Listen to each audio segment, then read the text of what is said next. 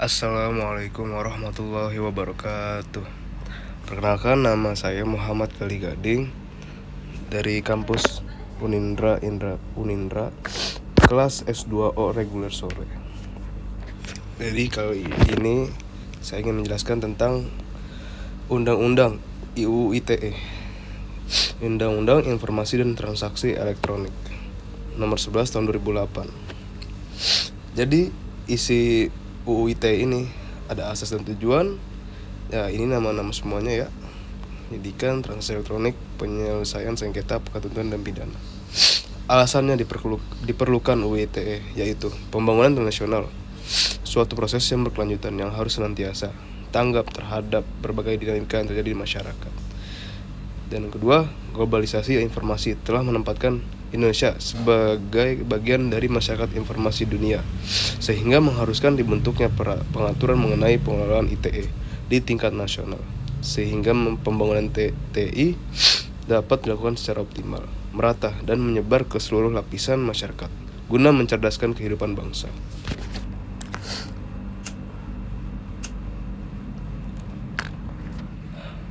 Yang ketiga, yaitu perkembangan dan kemajuan TI yang demikian pesatnya telah menyebabkan perubahan kegiatan kehidupan manusia dalam berbagai bidang, yang secara langsung telah memengaruhi lahirnya bentuk-bentuk perbuatan hukum baru.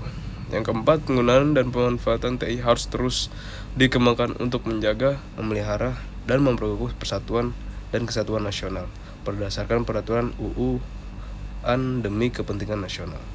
Yang kelima, pemanfaatan TI berperan penting dalam perdagangan dan pertumbuhan perekonomian nasional untuk mewujudkan kesejahteraan masyarakat.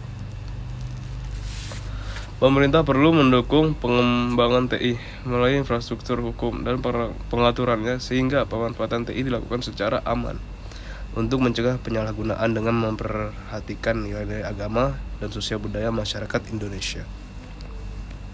Jadi secara umum, materi UU ITE dibagi menjadi dua bagian besar, yaitu yang pertama, pengaturan mengenai informasi dan transaksi elektronik, dan yang kedua, mengenai perbuatan yang dilarang.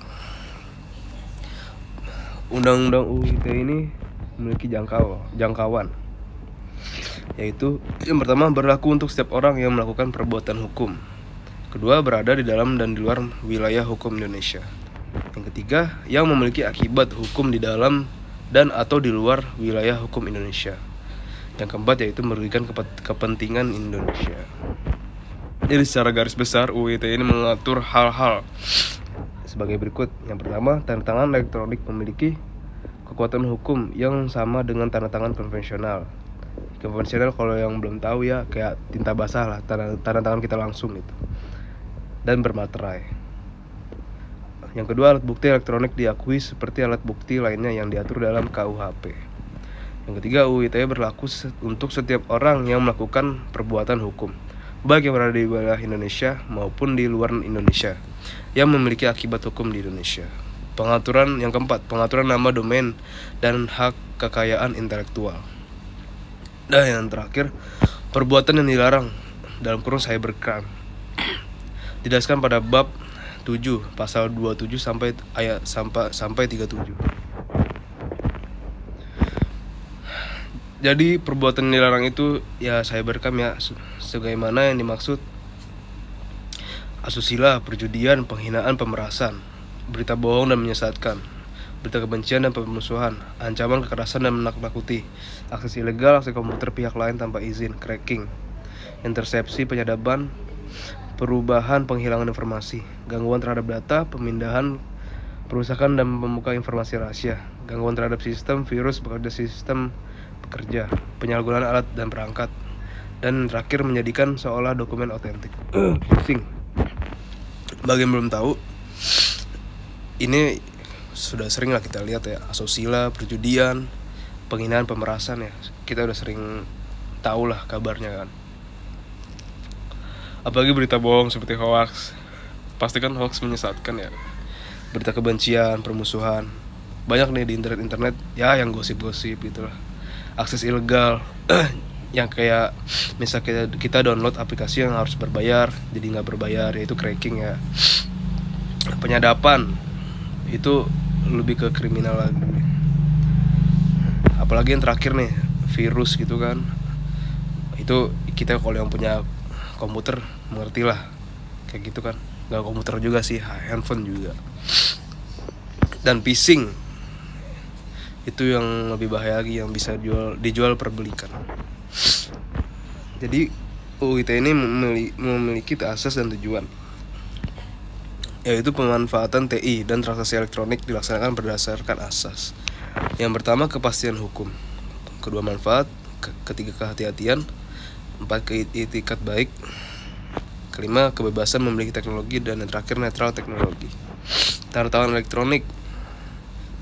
Tanda tangan yang terdiri atas informasi elektronik yang dilekatkan, terasosiasi atau terkait dengan informasi elektronik lainnya, yang digunakan sebagai alat verifikasi dan autentikasi.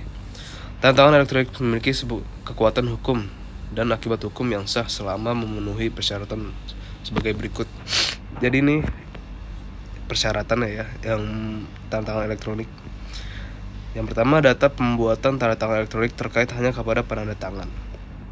Yang kedua, data pembuatan tanda tangan elektronik pada saat proses penandatanganan elektronik hanya berada dalam kuasa penanda tangan. Ketiga, segala perubahan terhadap tanda tangan elektronik yang terjadi setelah waktu penandatangan dapat diketahui.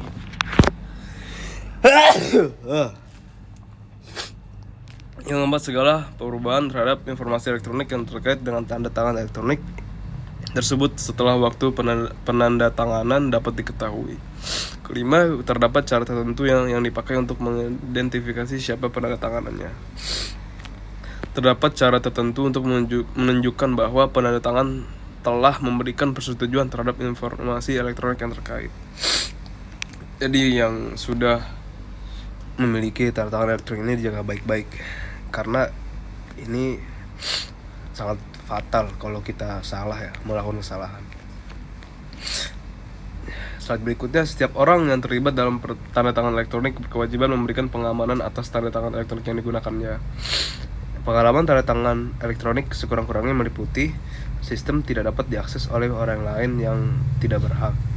Tanda tangan harus menerapkan prinsip kehati-hatian untuk menghindari penggunaan secara tidak sah terkait pembuatan tanda tangan elektronik, ya kan?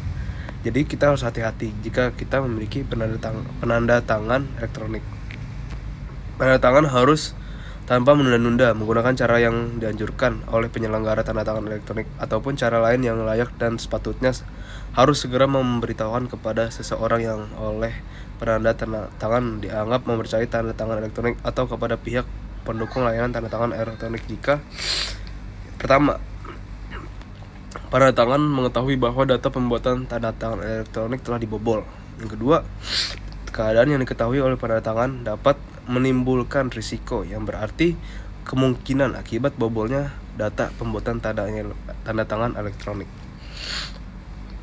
Dan dalam hal sertifikat elektronik digunakan untuk mendukung tanda tangan elektronik, penanda tangan harus memastikan kebenaran dan keutuhan semua informasi yang terkait sertifikat elektronik tersebut.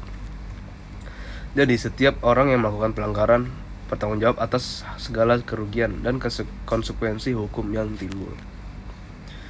Ini berikutnya yang nama domain hak kekayaan intelektual ya.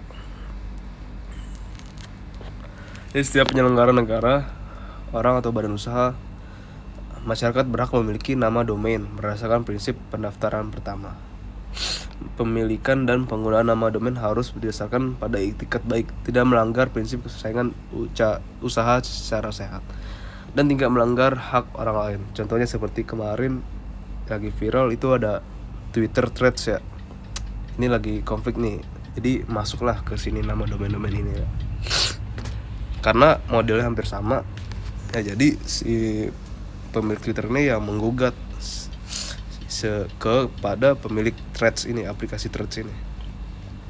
Lalu berikutnya, setiap penyelenggara negara, orang, badan usaha atau masyarakat yang dirugikan karena penggunaan nama domain secara tanpa hak oleh orang lain berhak mengajukan penggugatan pembatalan nama domain dimaksud. Pengelola nama domain adalah pemerintah atau masyarakat.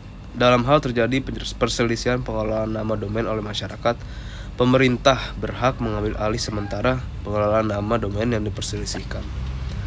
pengelola nama domain yang berada di luar wilayah Indonesia, dan nama domain yang diregistrasinya diakui keberadaannya sepanjang tidak bertentangan dengan peraturan perundang-undangan, kecuali ditentukan oleh peraturan perundang-undangan.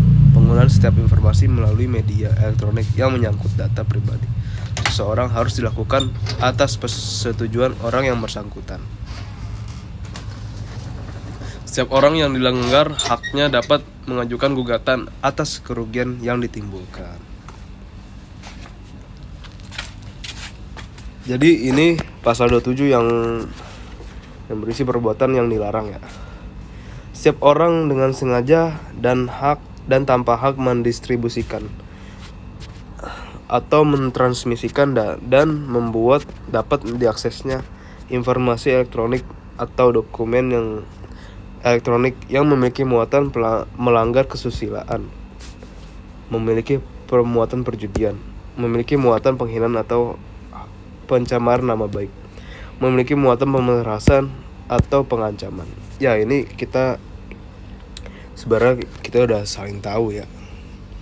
Ya seperti kesusilaan itu kan banyak yang viral, itu video nggak bagus lah yang kayak gitu kan. Apalagi perjudian itu ya, apalagi namanya sekarang ada judi online. Sekarang udah nggak awam lagi oleh hal yang seperti itu. Penghinaan, pencemaran nama baik itu banyak di media sosial kayak gitu. Itu nggak bagus. Lalu pasal 28 yang berisi setiap orang dengan sengaja dan tanpa hak menyebarkan berita bohong dan menyesalkan yang mengakibatkan kerugian konsumen dalam transaksi elektronik. Ini namanya seperti ini ya. Kita mengorder barang ada misalnya toko yang penipu. Ya ini termasuk nih seperti ini, masuk ke pasal ini. Dan bisa mendapat hukuman orang yang penipunya itu.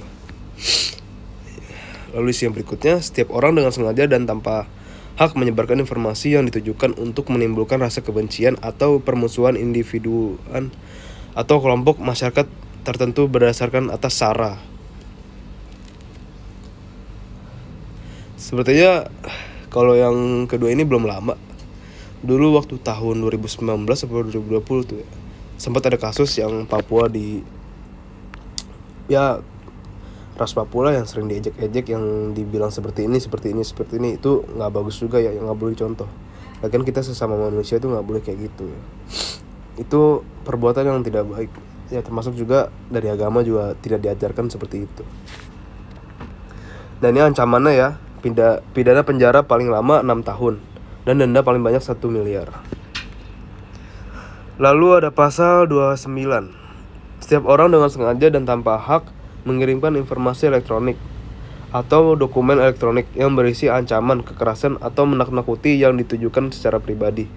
Ini belum lama juga, ini namanya teror. Jadi orang yang meneror seperti ini bisa mendapat ancaman pidana maksimal 12 tahun dan denda 12 miliar. Pasal 30 yang berisi setiap orang dengan sengaja dan tanpa hak atau melawan hukum mengakses komputer dan sistem elektronik dengan secara apapun. Ini ancamannya ya, milik orang lain 6 tahun penjara dan denda 600 juta. Kalau yang dengan tujuan untuk memperoleh informasi elektronik bisa 7 tahun penjara dan denda 700 juta. Kalau tujuannya untuk melanggar, menerobos, melampaui serta menjebol sistem pengamanan, bisa di penjara 8 tahun dan denda 800 juta. Ya ini contoh-contoh korban UU ITE. Ini contoh dari korban Facebook. Johan Yan, komentar di Facebook secara dugaan korupsi 4,7 triliun di Gereja Betani Surabaya, terancam hukuman penjara 6 tahun dan denda rupiah 1 miliar. Yang kedua ada Mirza Ahfad, dosen Fakultas Hukum Universitas Malukis Saleh, dianggap melakukan pelecehan atas syariat Islam atas komentarnya di Facebook. Alexander Aan dipenjara 2,5 tahun dan denda 100 juta rupiah karena dianggap menyebarkan kebencian agama lewat Facebook. Yanike Venta Resti. Karena status Facebooknya, ia dituntut 1,5 tahun penjara. Dihadiri di pengadilan negeri di Surabaya. Alexander Aan dipenjara 2,5 tahun dan denda 100 juta rupiah karena dia anggap menyebarkan kebencian agama lewat Facebook Sumatera Barat. Ya ini jadi kita harus berhati-hati ya kalau berinternet. Ini nggak bagus kayak gini. Ini ada contohnya korban-korban Facebook. Ini korban Twitter, SMS dan BBM. Yang pertama ada Beni Handoko.